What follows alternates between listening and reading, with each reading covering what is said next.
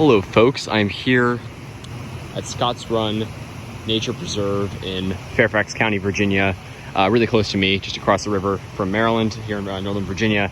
And this is a pretty special park and has a pretty special ecosystem that you don't find much in the DC area. And if you look at the Wikipedia article for Scotts Run Nature Preserve, it actually talks about how this park's known for its eastern hemlock population, which are rare and fastly declining in the DC area because they're under threat from the hemlock woolly adelgid, which is, it basically lays these it lays its eggs as sort of white specks on the needles of the trees, and then the eggs basically devour the trees and prevent the trees from putting out any new growth. You can see a little bit of it here, and I'm sure these trees will be treated at some point. But this is the good news about this park, is that I've seen lots of hemlocks here, and I've been here just taking a nice hike here, and thankfully, well, first of all, there's tons of saplings. For example, there's not a lot of huge trees around here. There's a couple of there, but everywhere, the full floor, I mean, I don't know if you see that, just saplings everywhere, eastern hemlock saplings. And that's just really good news for a variety of reasons. And it's good news because it shows that the hemlocks are basically what the insect does is it prevents the tree from putting out any new needles. So as the old needles are shed, they just keep getting shed and shed, and no new needles are being produced, that the tree ends up dying. And what this shows is that some of these trees are surviving long enough to actually produce offspring, and quite a bit of it, because you can see these saplings absolutely everywhere.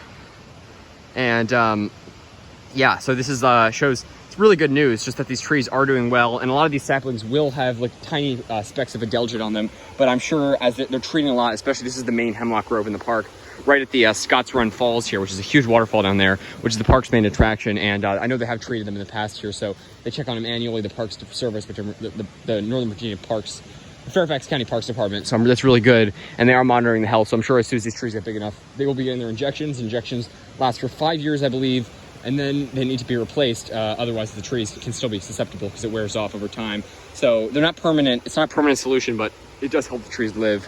And these are the importance of these trees cannot be stressed enough. I mean, these are evergreen, and they can shade the. What they do is they shade these streams, which in winter and like half of spring and fall are, these trees are deciduous trees. The canopy here is all deciduous. They're all bare, and what happens is, as these trees lose their leaves, the hemlocks provide shade for the stream, which cools the stream. It has like a natural cooling effect because it shades it, and it can cool it a number of degrees, more than 5 degrees even. And that has a really important impact. Now, these groves are smaller, so they won't shade it as much, but it still is a very important species here and will shade the stream quite a bit. And you can see actually a very big, or pretty big, actually not that big, dead hemlock there. So this one's clearly died from the adelgid, probably prior to treatment. And thankfully, they have gotten their gang together and are treating these hemlocks, which is super good news. You can see there's a pretty bigger one there. So even in summer, when all these deciduous trees are in full bloom, you can see how much darker all these evergreens are. There's often found with eastern hemlock is mountain laurel, which is another beautiful native evergreen shrub. Again, it's sort of this specific area sort of resembles more the Smoky Mountain ecosystem with all these hemlocks and mountain laurel. But yeah, I mean, just really incredible. I've never been here before. I just got here and thought I'd make a video on it, and I'm just blown away by the number of hemlocks that I'm seeing so far, and I'm hoping that all these will be treated. I think they've treated. I know they've treated a lot of them in the past, and they monitor them every year, which is really good news, and all these look really healthy. So saplings everywhere, which is really good news. Obviously, these can all die if they're not treated, so it's a constant fight, and you're constantly like sort of worried what's going to happen to these, but they are gorgeous, absolutely gorgeous trees, especially when mature. And there's some huge ones up here, so we're gonna take a look at that. So saplings everywhere, absolutely beautiful eastern hemlock saplings, and it shows that there's a healthy population as of now, even despite the adelgid attack, because they are treating these trees.